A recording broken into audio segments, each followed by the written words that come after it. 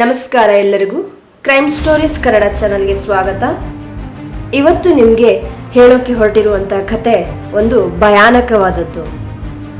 ಈ ಮನುಷ್ಯ ಎಷ್ಟು ಡೇಂಜರಸ್ ಅಂದರೆ ಕೋರ್ಟ್ ಇವನಿಗೆ 100, 200 ಅಲ್ಲ 450 ವರ್ಷಗಳ ಶಿಕ್ಷೆಯನ್ನು ವಿಧಿಸಿತ್ತು.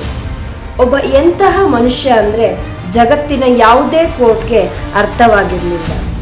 ಆ ವ್ಯಕ್ತಿ ಹೊರಗಿನ ಜಗತ್ತಿಗೆ ಎಷ್ಟು ಅಪಾಯಕಾರಿ ಅಂದರೆ ಆತನನ್ನು ಯಾವಾಗಲೂ ಫ್ರೀಯಾಗಿ ಹೊರಗಡೆ ತರ್ತಾ ಇರಲಿಲ್ಲ. ಯಾಕೆ ಅಪಾಯಕಾರಿ ಅಂದರೆ ಇವನು ಜೈಲ್ ಒಳಗಡೆ ಇರುವಾಗಲೇ ಎಷ್ಟು ತಪ್ಪುಗಳನ್ನು ಮಾಡಿದ್ದ ಅಂದರೆ ಇವನನ್ನು ಹೊರಗೆ ತರುವ ಯಾವುದೇ ಸವಾಲುಗಳಿರಲಿಲ್ಲ.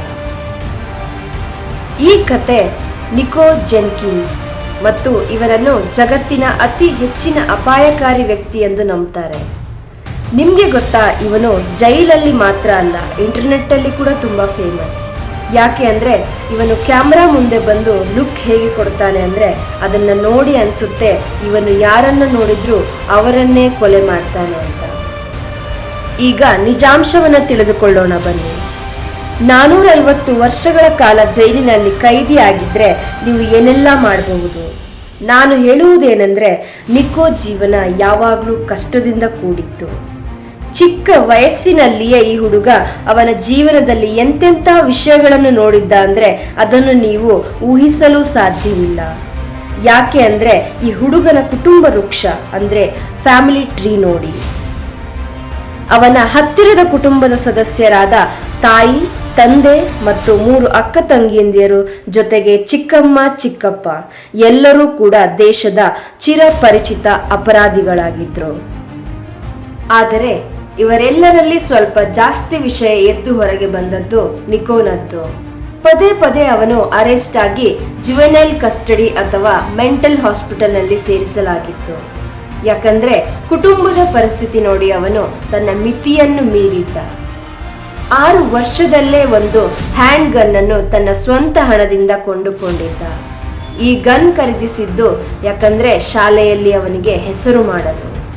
11 ವರ್ಷದವನಾಗಿದ್ದಾಗ ಶಾಲೆಗೆ ಇಡೀ ದಿನ ಬಂಕ್ ಮಾಡಲು ಶುರು ಮಾಡಿದ. ಶಾಲೆ ಬಂಕ್ ಮಾಡಿ ಸಿಟಿಯ ಲೋಕಲ್ ಗ್ಯಾಂಗ್ನ ಬಳಿ ಹೋಗುತ್ತಿದ್ದ. ಇಡೀ ದಿನ ಪ್ಲಾನ್ ಮಾಡ್ತಿದ್ದ ಮುಂದೆ ಅವನು ಹೇಗೆ ಏನ್ ಮಾಡಬೇಕು ಅನ್ನೋದರ ಬಗ್ಗೆ. ನೀವು ನಂಬ್ತೀರಾ, ಅವನು 13ನೇ ವಯಸ್ಸಿನಲ್ಲಿದ್ದಾಗ ಅವನ ಮುಖಕ್ಕೆ ರಕ್ತ ಬಡಿದಿತ್ತು. ಯಾಕಂದ್ರೆ ಚಾಕು ಹಾಕಿ ಹಾಕಿ ಒಬ್ಬ ವ್ಯಕ್ತಿಯನ್ನ ಗಂಭೀರವಾಗಿ ಗಾಯ ಮಾಡಿದ್ದ. ನಿಕೋ ತುಂಬಾ ಚಿಕ್ಕ ವಯಸ್ಸಿನಲ್ಲಿಯೇ ಗ್ಯಾಂಗ್ ಸೇರಿಕೊಂಡಿದ್ದ. 2003ರಲ್ಲಿ ಅವನು 15ನೇ ವಯಸ್ಸಿನವನಾಗಿದ್ದಾಗ ಅವನನ್ನು ಮೊದಲಿಗೆ ಜೈಲಿಗೆ ಹಾಕಲಾಗಿತ್ತು. ಯಾಕಂದ್ರೆ ಅವನು ರೆಡ್ ಹ್ಯಾಂಡ್ ಆಗಿ 2 ಗಾಡಿಯನ್ನು ಕದಿಯುವಾಗ ಸಿಕ್ಕಿ ಹಾಕಿಕೊಂಡಿದ್ದ. ಅಲ್ಲಿ ಜೈಲಿನಲ್ಲಿ ಇರುವಾಗ ಸಮಸ್ಯೆಗಳನ್ನು ಶುರು ಮಾಡಿದ. ಇದರಿಂದಾಗಿ ಕೋರ್ಟ್ ಅವನ ಮೇಲೆ 2 ತಪ್ಪನ್ನು ಹೊರಿಸಿತ್ತು. ಒಂದು, ಅವನು ಕೋರ್ಟ್ಗೆ ಕರೆದುಕೊಂಡು ಹೋಗುವಾಗ ಅವನ ಗಾರ್ಡ್ ಮೇಲೆ ದಾಳಿ ಮಾಡಿದ್ದ. ಮತ್ತೊಂದು ಆರೋಪ ಏನಂದ್ರೆ ಜೈಲಿನಲ್ಲಿ ದಂಗೆಯನ್ನು ಶುರು ಮಾಡಿದ್ದ.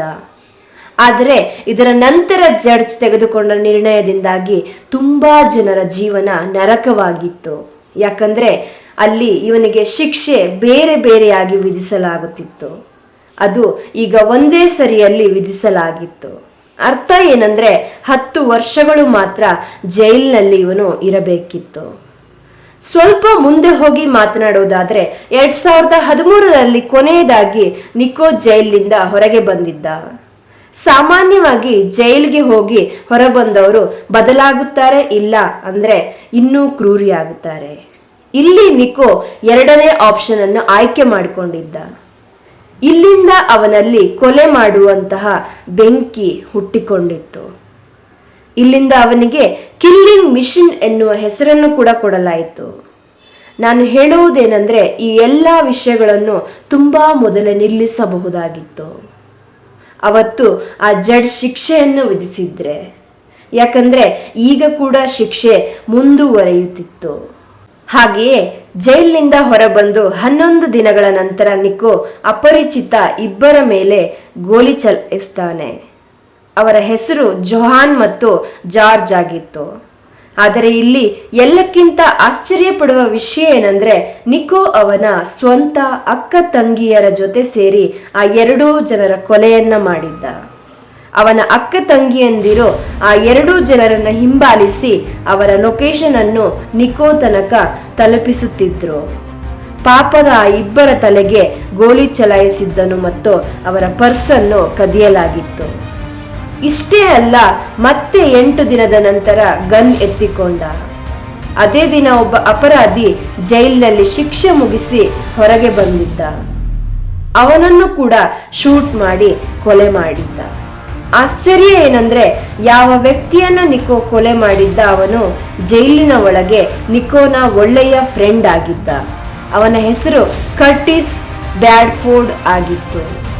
ಇದರಿಂದಲೂ ಚಕಿತಗೊಳ್ಳುವ ವಿಷಯ ಏನಂದ್ರೆ, ಯಾವತ್ತೂ ನಿಕೋ ಕರ್ಟಿಸ್ ಕೊಲೆ ಮಾಡಿದ್ದ ಅಂದು ಇಬ್ಬರು ಫೋಟೋವನ್ನು ತೆಗೆದಿದ್ರು.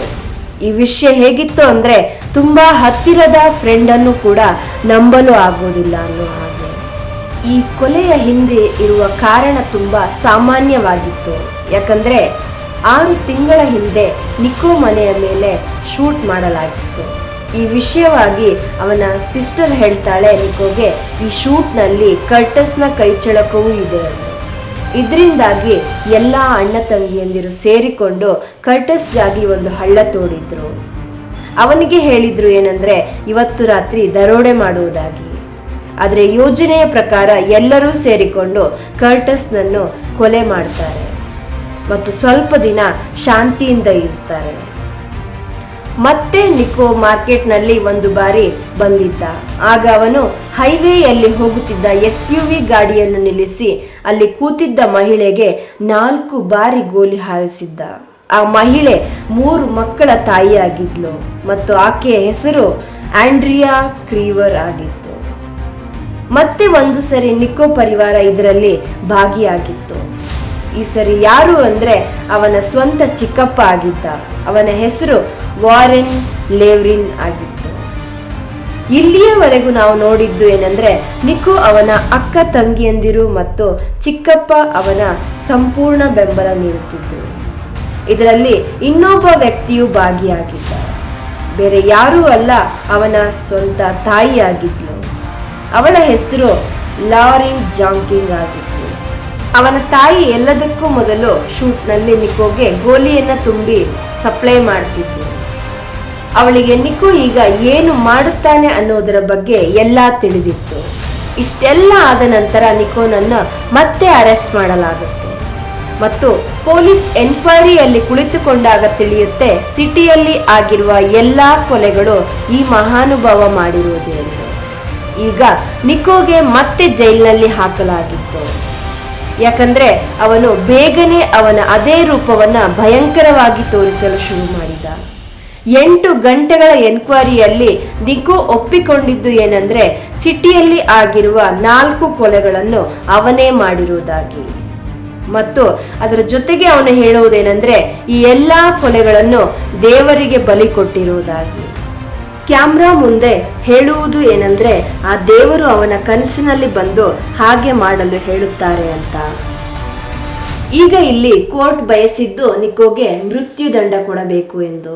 ಆದರೆ ಇಲ್ಲಿ ನಿರ್ಣಯ ನಂತರ ಬರುವುದಾಗಿತ್ತು. ಆದರೆ ಜೈಲಿನಲ್ಲಿ ಇರುವಾಗ ನಿಕೋ ಕೈಯಲ್ಲಿ ಒಂದು ರೇಸರ್ ಮತ್ತು ಚಾಕು ಸಿಕ್ಕಿತ್ತು.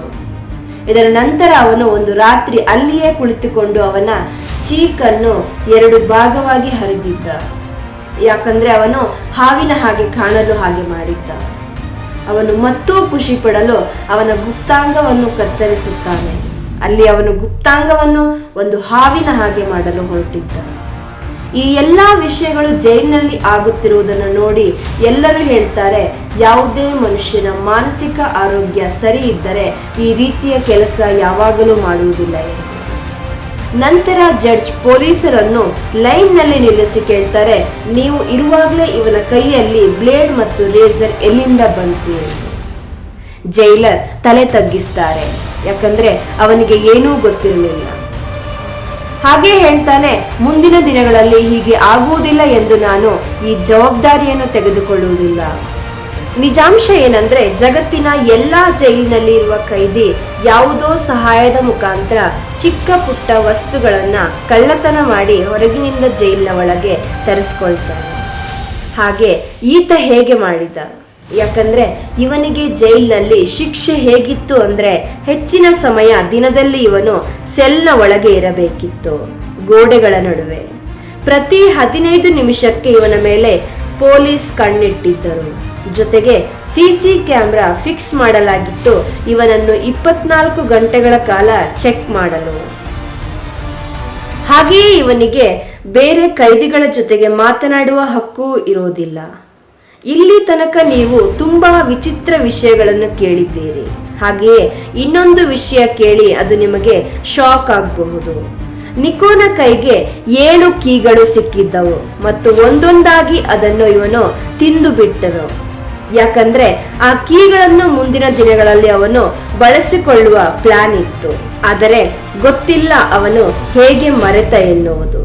ಯಾಕಂದ್ರೆ ಬೆಳಗ್ಗೆ ವಾಶ್ರೂಮ್ಗೆ ಹೋದ್ರೆ ಎಲ್ಲ ಹೊರಗೆ ಹೋಗುತ್ತೆ ಎನ್ನುವುದು. ಇಲ್ಲಿ ತನಕ ನೀವು ಇವನ ಪರಿವಾರದ ಬಗ್ಗೆ ತಿಳಿದುಕೊಂಡಿದ್ದೀರ, ಹಾಗೆಯೇ ಇವನ ಬಗ್ಗೆ ಕೂಡ ತಿಳಿದುಕೊಂಡ್ರಿ.